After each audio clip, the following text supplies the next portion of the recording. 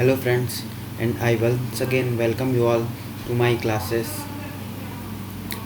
आज जैसा कि हमने सीरीज़ में देखा कि पॉलिटी और हिस्ट्री के हमने लेक्चर्स देखे, लेकिन आज मैं आप सभी के लिए एक नया एस्पेक्ट लेकर के आया हूँ और आई होप कि आप सभी इस पर रेस्पॉन्स अच्छा करेंगे।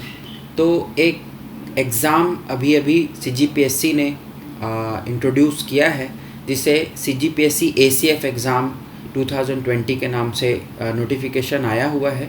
तो आज हम देखेंगे कि ACF एग्ज़ाम को क्रैक करने के लिए परफेक्ट स्ट्रेटजी क्या होनी चाहिए, आपको कैसे अप्रोच करना है और किस तरीके से आप आसानी से दोनों पेपर जो कि उसके पूरे सिलेबस को ख़त्म करके आप पेपर को बहुत अच्छे से बना सकते हैं। तो लास्ट तक इस वीडियो को देखिएगा, आपको पूरी की पूरी स्ट्रैटेजी मैं आज डिस्कस करने वाला हूं और इसके बाद हम अपनी क्लासेस में आपके सिलेबस के दोनों पेपर्स को अलग अलग डिस्कस भी करेंगे और पढ़ेंगे भी। तो चलिए स्टार्ट करते हैं आज का वीडियो। लेकिन वीडियो चालू करने से पहले आप सभी को मैं ये बताना चाहूँगा कि आप कभी भी अपने मन में ना आए कि नथिंग इज़ इम्पॉसिबल। आप हमेशा सोचिए कि I am possible and I can do it. I can't do it को आप कट करिए और ये सोचिए कि आई कैन डू इट और आप कर सकते हैं। तो चलिए स्टार्ट करते हैं आज का वीडियो। जैसा कि आप सभी को पता होगा कि CGPSC ने अनाउंसमेंट किया और इस वन सेवा संयुक्त परीक्षा 2020 का आयोजन के लिए नोटिफिकेशन जारी किया है और लिखित परीक्षा की जो तिथि दी गई है वो है 20 सितंबर 2020। तो अगर आप आज के डेट से भी इसे प्रिपरेशन चालू करते हैं तो बिल्कुल ये राइट टाइम होगा और आप आराम से अपने सिलेबस को कवर कर लेंगे और स्ट्रेटजी के तहत अगर आप पढ़ाई करेंगे तो आप आसानी से इस एग्ज़ाम को क्रैक कर सकते हैं। तो जैसा सिलेबस का पैटर्न है वो मैं आज आपको बताने वाला हूँ और इसकी बहुत सारी तमाम छोटी से बड़ी बातें आज हम डिस्कस करेंगे। अब देखते हैं कि पोस्ट डिटेल्स क्या हैं। तो जनरली हमें एग्ज़ाम देने से पहले पोस्ट डिटेल्स चेक करना ज़रूर चाहिए, लेकिन इसके लिए बहुत ज़्यादा बॉदर नहीं होना चाहिए। सहायक वन संरक्षण का जो पद है वह टोटल यदि आप देखें तो 19 पद आए हुए हैं, उसमें से 8 अनारक्षित हैं और बाकी जो डिटेल्स आप देख सकते हैं विज्ञापन में आपके दिया हुआ है। और वन क्षेत्रपाल के भी पद यहाँ आए हैं जो कि बहुत ज़्यादा हैं, 157 के अराउंड वहाँ पद आपको देखने को मिलेगा और दोनों के लिए ये कंबाइंड एग्ज़ाम है, तो आप दोनों पोस्ट के लिए एलिजिबल होते हैं। लेकिन मैं यहाँ कहना चाहूँगा कि आप ACF को ही आप टारगेट मान के चलिए, आप हायर लेवल को टारगेट मानिए, आप वन क्षेत्रपाल के लिए नहीं जाएंगे। देन नेक्स्ट है कि कौन इन एग्ज़ाम को दिला सकते हैं। तो यदि हम एलिजिबिलिटी की बात करें तो वहाँ विज्ञापन में आप साफ साफ लिखा हुआ देख सकते हैं कि यह केवल एग्रीकल्चरल या आपके ऐसे पर्यावरण ऐसे ही कोई ग्रेजुएट्स के लिए तो है एग्ज़ाम, लेकिन केवल उन्हीं के लिए नहीं बनाया गया है। इसमें अथवा करके लिखा हुआ है अभियांत्रिकी और तकनीकी की किसी भी शाखा विषय में स्नातक या समकक्ष होना चाहिए। इसका मतलब कि B ग्रेजुएट्स भी यहाँ अप्लाई कर सकते हैं। मतलब अब आपका कंपटीशन जो है वो बढ़ जाएगा। आपको पता ही है कि BE के कितने सारे स्टूडेंट आजकल सिविल सर्विसेज और ऐसे अन्य परीक्षाओं की तैयारी में जुट गए हैं। तो नॉन टेक्निकल वाले के अलावा इसे टेक्निकल वाले भी दिलाएंगे, तो अब आप समझ सकते हैं कि इसमें कंपटीशन बढ़ गया है। लेकिन अगेन मैं बोलूँगा nothing is impossible. Then next हम चलते हैं पैटर्न ऑफ द एग्ज़ाम। कैसा एग्ज़ाम होगा? तो एग्ज़ाम जो है वो 2 पेपर्स होंगे इसके, पेपर 1 एंड पेपर 2। इनके बारे में हम डिस्कस आगे करेंगे, लेकिन एक पेपर 1 और पेपर 2 में आपको 2.5 घंटे का समय मिलेगा और 150 क्वेश्चन आपको बनाने होंगे।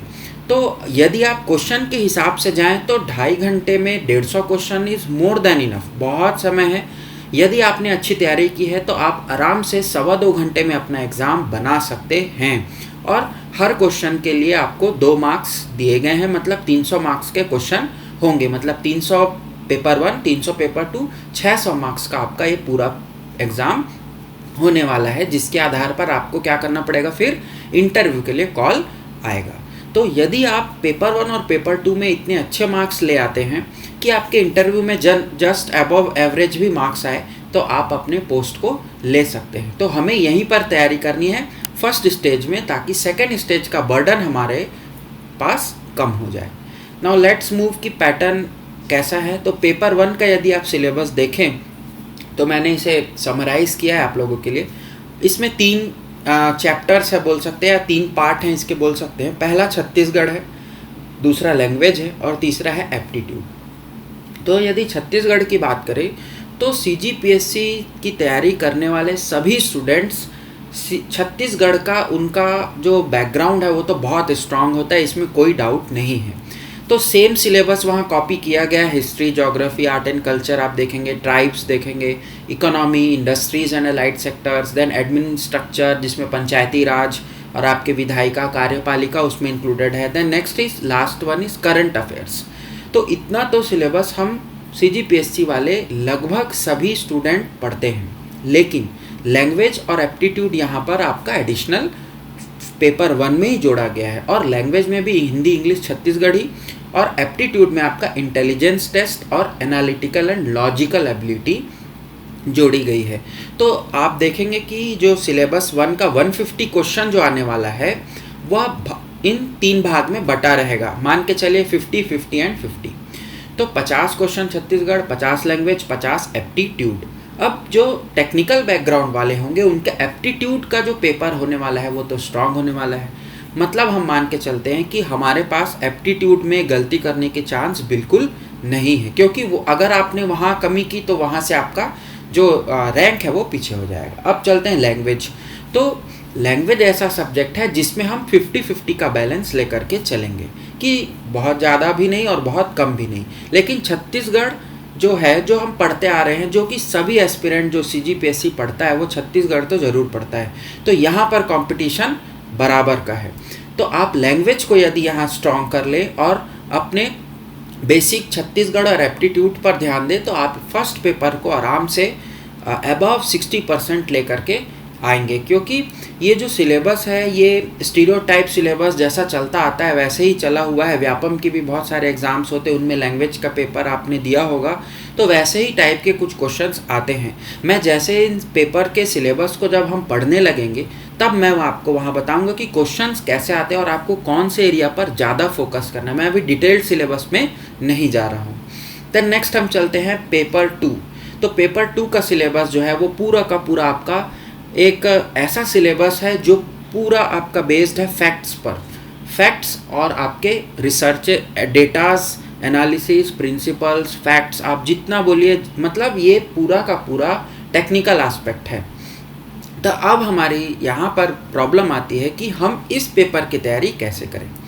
तो इसमें 5 टॉपिक्स हैं, आप देख सकते हैं 5 भाग है इसके। तो यदि हम 150 को डिवाइड करेंगे तो 30-30 ईच आना है हमारे क्वेश्चंस। अब साइंस में आपके 3 भाग होंगे, physics, chemistry and bio. Then technology में भी आपके बहुत सारे सब पार्ट्स हैं, मैं बताऊंगा जब हम इसकी तैयारी चालू कर देंगे। और इन्वायरमेंट में आपका जो भाग है वो लगभग आपका ज्योग्राफी और इन्वायरमेंट का लगभग सेम सा सिलेबस है, लेकिन हमें यहाँ इंडियन ज्योग्राफी नहीं, ना हमें यहाँ छत्तीसगढ़ की ज्योग्राफी पढ़ना है। लेकिन छत्तीसगढ़ की ज्योग्राफी, इंडियन ज्योग्राफी में हम जो पढ़ने वाले हैं वो केवल एस्पेक्ट होंगे, प्रिंसिपल्स होंगे, कुछ ऐसे फॉर्मूलेज होंगे, बेसिक है पूरे इन्वायरमेंट का, यदि आप सिलेबस को ध्यान से देखें। देन फॉरेस्ट्री और एग्रीकल्चर जो 2 टॉपिक बच जाते हैं हमारे, ये थोड़े से कोर टेक्निकल टाइप के टॉपिक्स हैं। तो ये अगर हम पेपर 2 की बात करें तो एक नॉर्मल एस्पिरेंट के लिए जो कि नॉन एग्रीकल्चर या फॉरेस्ट बैकग्राउंड से है, उसके लिए ऊपर के जो 3 हमने देख रहे हैं, साइंस, टेक एंड इन्वायरमेंट, ये 3 जो उसके टॉपिक्स हैं या सब्जेक्ट्स हैं, इन पर वो बिल्कुल मास्टरी कर सकता है। क्योंकि साइंस हमने पढ़ा हुआ है, 10th लेवल तक सभी पढ़ते हैं, 12th तक भी पढ़ते हैं। अगर हम टेक्निकल ग्रेजुएट हैं तो 12th तक तो हम PCM जरूर पढ़े हैं। देन टेक्नोलॉजी की बात करें, that is nothing but current affairs. अगर आपका करंट अफेयर्स में कमांड है कुछ तो आप टेक्नोलॉजी को अपने कमांड में ले सकते हैं। एंड इन्वायरमेंट, बेसिक इन्वायरमेंट आप पढ़ते आए हैं, पर्यावरण का सब्जेक्ट लगभग सभी क्लासेस में रहता है। 11th-12th के इन्वायरमेंट को आप थोड़ा सा कवर करेंगे तो आपका ये इन्वायरमेंट का भी सिलेबस कवर हो जाएगा। अब बात आती है फॉरेस्ट्री और एग्रीकल्चर की। तो फॉरेस्ट्री और एग्रीकल्चर में यदि आप पुराने पेपर्स को लगाएंगे तो पुराने पेपर्स में आप देखेंगे कि बहुत ही बेसिक क्वेश्चन आया है, कोई ऐसा डीप घुस करके, कोर टॉपिक में घुस करके पेपर नहीं दिया गया है। सवाल जो है वो एक बहुत, मैं बोलूँ कि एक एवरेज एस्पिरेंट के लिए आराम से क्रैक करने लायक बनाया जाता है। तो आपको डरने की बिल्कुल ज़रूरत नहीं है। सिलेबस 2 पेपर सेकंड में हम देखते हैं कि इसका जो भाग है, 3 भाग तो आप आराम से लेकर के जाएंगे। फॉरेस्ट्री और एग्रीकल्चर में हम स्ट्रेटजी वाइज तैयारी करेंगे। इसमें भी मैंने देखा है फॉरेस्ट्री और एग्रीकल्चर के पुराने पेपर्स, जो टॉपिक आपके करंट से रिलेटेड है उन्हीं से ही उनके अराउंड ही क्वेश्चन पूछा गया है। मतलब अगर आप बहुत ज़्यादा डीप में नहीं जाना चाहते तो आप करंट अफेयर्स को ज़रूर कवर कर लीजिए, उनके अराउंड चलिए, उनके आसपास के कंसेप्ट को पकड़ के चलिए, तो आप पेपर 2 भी आराम से कर जाएंगे। अब मैं आप सभी को एक और जानकारी यहीं से देना चाहता हूँ कि यदि आपने इस पेपर की सीरियसली तैयारी करनी है, सीरियसली तैयारी से मेरा मतलब है कि मुझे केवल इसी पेपर को ध्यान में रख करके चलना है, तो आप ज़रूर जो स्ट्रैटेजी है वो बना करके चलिए कि मुझे सितंबर में एग्ज़ाम देना है। मतलब मेरे पास है, जून तो आपका लगभग निकल चुका है, जुलाई अगस्त 2 महीने हैं, मान के चलिए कि आपके पास मोर एंड अराउंड 70 डेज़। तो 70 दिन में ये सिलेबस को कवर करना, ये अगर मैं कहूँ कि डिटेल में, तो इम्पॉसिबल है यदि आपने फर्स्ट टाइम तैयारी चालू की है। लेकिन यदि आपने फर्स्ट पेपर को लगभग पढ़ लिया है, जो कि मोस्ट ऑफ द एस्पिरेंट्स पढ़ लेते हैं, और सेकंड पेपर में भी फर्स्ट 2-3 पार्ट जैसा मैंने आपको बताया वो पढ़ लिया है, तो केवल कुछ चीज़ें रह जाती है जो सेकंड पेपर में आपने नहीं देखा। तो ऐसे लोगों के लिए 70 दिन काफ़ी है। लेकिन ऐसे एस्पिरेंट जो डेडिकेटेड हो करके पढ़ना चाहते हैं और 70 से 75 दिनों में इस पूरे सिलेबस को पढ़ लेंगे ऐसा समझते हैं, तो ज़रूर आप कर सकते हैं। क्योंकि मैंने शुरू में ही कहा, नथिंग इज़ इम्पॉसिबल, बट एक राइट स्ट्रैटेजी होनी चाहिए। और जैसे जैसे मैं इनके क्लासेस आपके लिए लेकर के आऊँगा, तो वहाँ पर आपको more focus topic, more focus subjects, question कैसे आए थे, कैसे हमको डील करना है, ये सारा चीज़ मैं आपको बताऊँगा। तो यदि आप मेरे इस वीडियो लेक्चर को ज्वाइन करना चाहते हैं, तो आप प्लीज़ कमेंट ज़रूर करिए और इस वीडियो को लाइक करिए, शेयर कीजिए, सब्सक्राइब कीजिए मेरा चैनल। और इस वीडियो को देखने के लिए थैंक यू वेरी मच। हम मिलते हैं नेक्स्ट वीडियो में, जहां हम पेपर 2 की तैयारी चालू करेंगे। So thank you very much.